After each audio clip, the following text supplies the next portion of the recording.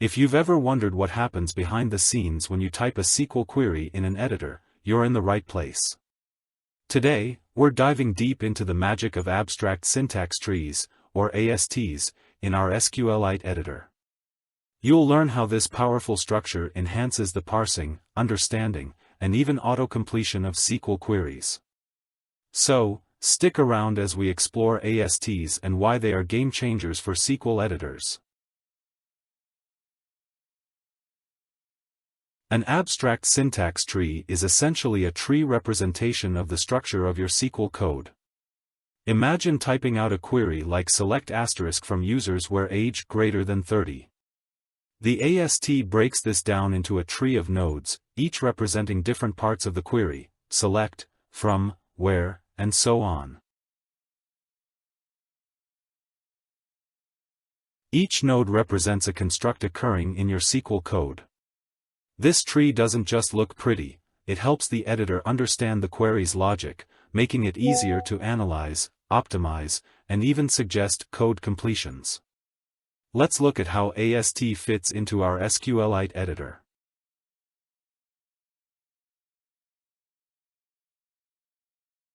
The process starts when you write a SQL statement. This input goes through a series of stages. First, it's tokenized by a lexer, then parsed into a structured format, and finally, an AST is created. Think of it as translating your SQL into a structured format that the editor can work with. The AST acts as the backbone, representing the logical flow of the query and making it easier for the editor to perform tasks like syntax highlighting, error detection, and more.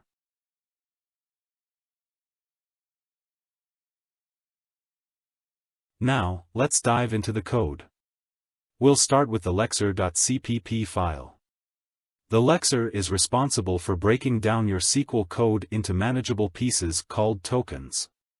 For example, in the query select asterisk from users, the lexer identifies select, asterisk, from, and users as distinct tokens. Next, the parser.cpp comes into play. It takes these tokens and arranges them into a logical structure, setting the stage for the AST. The parser essentially defines how these tokens interact with each other. Now, let's look at AST.cpp, the heart of the operation. This is where the actual tree is built. Each SQL component, like select or where, becomes a node in the tree. The methods here manage the creation and linking of these nodes, forming the abstract syntax tree that represents your query. One interesting aspect is how we use the visitor pattern, found in visitor.cpp.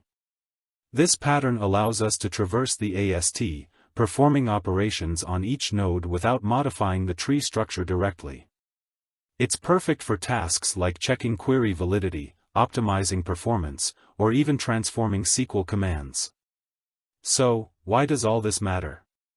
The AST isn't just for show, it powers many of the advanced features in your editor. For instance, when you start typing a query and get suggestions, the AST is working in the background, providing context-aware completions based on your input.